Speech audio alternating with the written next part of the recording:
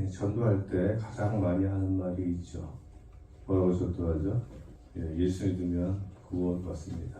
이 말은 예수님을 믿어야지만이 구원을 받는다는 말이죠. 반대로 말하면 예수 믿지 않으면 구원받지 못한다라는 말이기도 합니다. 우리는 성령의 렌즈를 통해서 세상을 보고 세상의 진리를 구별할 수가 있죠. 동일한 차원에서 예수 믿어야지 구원받는다는 것은 바로 성경에 그렇게 기록되어 있기 때문에 우리가 예수 믿으면 구원받습니다라고 말하는 것이에요. 성경은 하나님께서 우리 인간을 구원하시기 위한 하나님의 구원 계획이 기록된 책입니다. 창세기부터 구약은 아담과 하와의 범죄 이후에 이 범죄한 인간, 죄에 빠진 인간을 구원하시기 위한 하나님의 구원 계획과 그 계획에 의한 실천, 실행 과정이 쭉 나타나 있는 것이 구약 성경이고요. 그리고 신약은 이렇게 구원받은 하나님의 백성들이 어떻게 살아야 하는지에 대해서 말씀하는 것입니다. 그래서 우리가 보면은 하나님께서 아브라함을 부르시고, 그죠?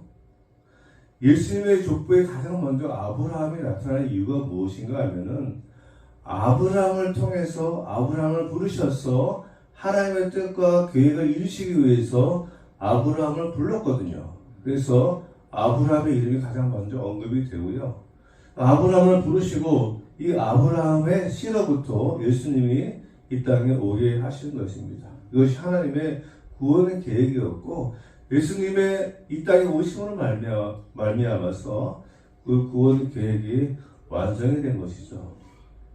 그래서 어떤 분들이 이렇게 이야기하고 있습니다. 성경은 하나님의 사랑 이야기다. 무엇인가 하면은 죄에 빠진 인간을 구원하기 위한 하나님의 사랑의 마음이 기록된 책이라고 이야기하기도 합니다. 예수님께서 이 땅에 오신 분명한 이유는 무엇인가 하면은 우리 사람을 구원하기 위해서 이 인류를 죄로부터 구원하기 위해서 이 땅에 오신 것이에요. 예수님께서 이 땅에 사랑의 몸을 입고 오셔서 십자가에 달려 돌아가심으로 말미암아서 우리 인간의 죄의 문제를 해결하고 그러므로 말미암아 우리 사람을 구원할 수 있기 때문에 예수님께서 이 땅에 오신 것이거든요. 근데 그 과정이 평탄하지가 않습니다. 예수님께서 이 땅에 오셔서 3년의 공생을 사시면서 힘들었지만은 가장 힘든 것은 무엇인가요? 예수님께서 궁극적으로 십자가에서 달려 돌아가시는 것. 십자가에 달려 돌아가시는 것. 예수님은 하나님이시기도 하시지만 또 인간이기도 하시거든요. 그래서 인간의 어떤 그런 본성으로서는 십자가의 고통 가운데 죽는 것이 두렵고 무서운 일이죠. 그 현장을 알기 때문에 당시의 사형수들을 십자가에 달려서 죽였거든요. 그것을 아시는 예수님께서 인간적으로 그것이 얼마나 큰 고통인지 아셨어요. 그래서 예수님이 십자가에서 돌아가시기 전에 겟세마네 동산에서 기도하실 때 예수님이 무엇이라고 기도하십니까? 말씀하실 때 내 마음이 심히 고민하여 죽게 되었으니 너희는 여기 머물러 깨어있으라 하시고 조금 나아가서 땅에 엎드려 될 수 있는 대로 이때가 자기에게서 지나가기를 구하여 이르시되 아빠 아버지여 아버지께는 모든 것이 가능하오나 이 자를 내게서 옮기시옵소서. 그러나 나의 원대로 마시옵고 아버지의 원대로 하옵소서 하시고 말씀하시되 내 마음이 심히 고민하여 죽게 되었으니 예수님의 마음이에요. 예수님께서 십자가의 죽음을 앞에 두시고 심각한 고민에 빠져 있었다는 것이죠. 그 고통과 아픔이 얼마나 처절하고 아픈지 예수님께서는 알고 계셨어요. 그래서 기도하시기를 이때가 자기에게서 지나가기를 간절하게 기도합니다. 아버지 하나님 모든 것이 가능하니 이 잔을 내게서 옮겨달라고 기도하죠. 그러나 마지막 예수님의 기도의 내용은 무엇이었죠? 나의 원대로 마시옵고 아버지의 원대로 하옵소서라고 기도합니다. 즉 자신이 예수님의 뜻대로 하지 마시고 하나님의 뜻대로 하는 거예요. 근데 하나님의 뜻이 무엇이죠? 하나님의 뜻은 분명합니다. 예수님을 십자가의 고통 가운데서 십자가의 죽음 앞에서 예수님을 구출하는 것이 목적이 아니고 예수님을 십자가에 달려 돌아가시게 함으로 말미암아서 우리 모든 인류의 죄를 다 사해 주시고 그러니까 이러한 예수님을 믿으면은 구원받게 하기 위해서 예수님을 이 땅에 보내신 것이거든요. 이것이 하나님의 계획이고 하나님의 뜻인 거예요. 즉 예수님을 통한 인류 구원의 계획, 인류 구원의 목적이 하나님의 뜻이었던 것이죠. 예수님께서 이 땅에 오신 것은 바로 우리 모든 사람을 구원하기 위해서 오셨다라는 것이죠. 그래서 마태복음 오늘 본문에 보면은 예수님의 잉태 사건이 나오지 않습니까? 예수님은 마리아에게서 태어났는데 마리아가 그의 남편인 요셉과 약혼하고 동거하기 전에 임신을 했어요. 오늘 본문 18절 말씀인데요. 예수 그리스도의 나심은 이러하니라. 그의 어머니 마리아가 요셉과 약혼하고 동거하기 전에 성령으로 잉태된 것이 나타났더니 마리아가 요셉과 약혼만 하고 동거도 하지 않았는데 임신을 한 것입니다. 성경은 이 임신이 요셉으로 말미암은 임신이 아니라 성령으로 잉태되었다라고, 즉 하나님께서 잉태케 하셨다는 것이죠. 여러 가지 여기서 상황 가운데서 우리가 의심할 수도 있고 하나님이 왜 그러셨을까? 근데 여기에 분명한 이유가 있습니다. 그 이유가 뭔가면요, 아담과 하와가 범죄한 이후에 모든 사람들은 다 죄인이 되었잖아요. 그죠? 그래서 사람들이 죄를 짓는 것이 왜 죄를 짓는가 하면은 죄인이기 때문에 죄를 짓는 거예요. 죄인이기 때문에 죄를 짓는 거예요. 아무리 많이 배운 사람이라 할지라도, 아무리 성인군자 같은 사람이라 할지라도 정말 저 사람은 정말 법 없이도 살 수 있는 그런 사람이야 라고 하는 사람조차도 다 우리는 죄를 지을 수밖에 없습니다. 이게 우리 인간의 본질이에요. 제가 늘 말씀드린 것처럼 사람에게 기대할 것이 없습니다. 다 허물이 있고 부족하고 연약합니다. 왜? 죄인이기 때문에 그래요. 아무리 많이 배워도, 아무리 그냥 성인 군자인 것처럼 행동을 해도 그 사람은 여전히 그 안에 죄의 본성이 있습니다. 뭐 집사가 되고 장로가 되고 권사가 되고 목사가 되면 죄를 짓지 않지 않을 수 있을까? 그렇습니까? 저는 그런 줄 알았어요. 제가 목사가 되어보니까 그대로더라고요. 이게 우리의 본성이, 우리의 모습이거든요. 그래서 모든 사람은 다 죄인일 수밖에 없어요. 왜? 아담과 하와의 범죄 이후에 다 본성의 죄인이 되었기 때문에. 그래서 이 죄인을 구원하기 위해서는, 죄에 빠진 죄인을 구원하기 위해서는 죄인이 아닌 사람이 오셔야 되거든요. 그래서 하나님께서 요셉의 씨로 왔지만은 요셉의 인간적인 씨가 아닌 성령의 잉태하심으로 죄 없는 그런 몸으로 예수님을 이 땅에 오게 하신 것입니다. 그래서 성령을 잉태케 하셔서 마리아가 이제 임신이 됐어요. 근데 이제 문제는 요셉이죠. 요셉. 자기 아내인 마리아가 이 사람 임신을 했어? 도대체 이게 무슨 일이야? 그래서 이 요셉이 고민에 빠집니다. 19절 말씀인데요. 그의 남편 요셉은 의로운 사람이라 그를 드러내지 않냐고 가만히 끊고자 하여. 요셉은 훌륭한 사람이었어요. 이럴 때는 막 그냥 동네방네 다니면서 비난하고 그런 것이 아니고 조용히 끊고자 했습니다. 그런데 고민이 되죠. 고민이 안 되겠어요. 인간이니까는. 그래서 20절에서 21절 말씀인데요. 이 일을 생각할 때 그래 고민했다는 거예요. 요셉이 갈등과 고민 가운데 있을 적에 주의 사자가 현몽하여 이르되 다윗의 자손 요셉아 내 아내 마리아 데려오기를 무서워하지 말라. 그에게 잉태된 자는 성령으로 된 것이라. 아들을 낳아주니 이름을 예수로 하라. 이는 그가 자기 백성을 그들의 죄에서 구원할 자이심이라 하니라. 네, 그래요. 하나님의 사자가 요셉에게 나타나서 이야기합니다. 그에게 잉태된 자는 성령으로 된 것이라. 아들을 낳을 것인데 그 아들의 이름을 뭐라고 하라고요? 예수로 하라. 근데 예수라는 이름의 뜻이 무엇입니까?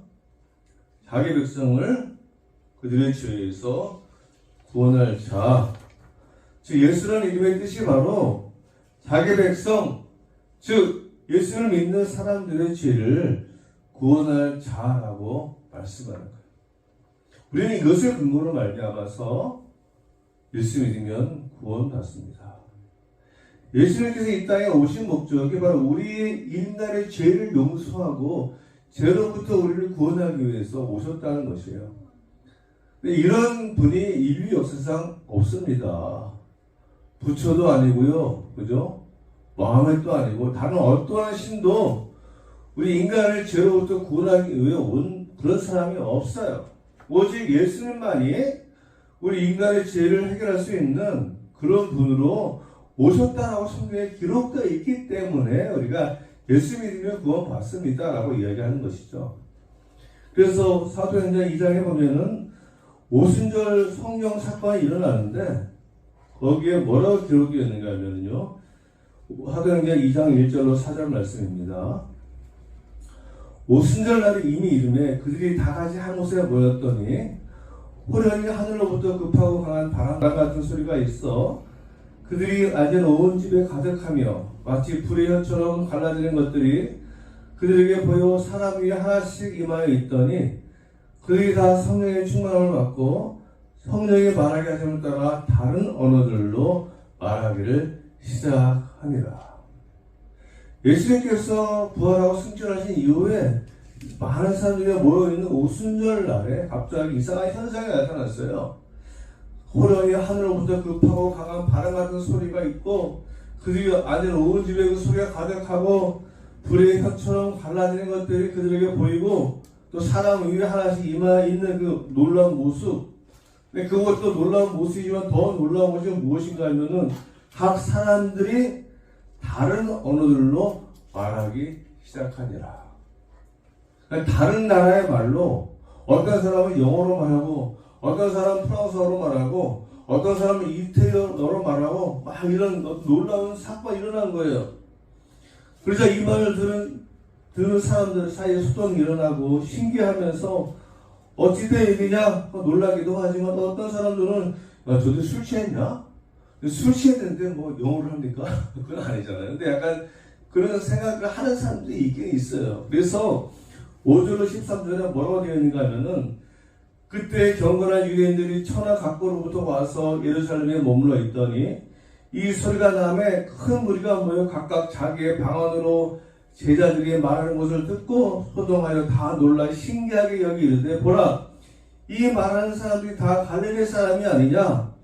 우리가 우리 각 사람이 난 곳 방언으로 듣게 되는 것이 어찌 됨이냐? 우리는 바데인가 메데인가 엘람인가 또 메소포타미아 유대와 갑바도기아 본도와 아시아 부르기아와 밤빌리아 애국과 및 구르네에 가까운 리비아 여러 시방에 사는 사람들과 로마로부터 나그네 곧 유대인과 유대교에서 온 사람들과 그레데인과 아라비아인들이라 우리가 다 우리의 각 언어로 하나님의 큰 일을 말함을 듣는도다.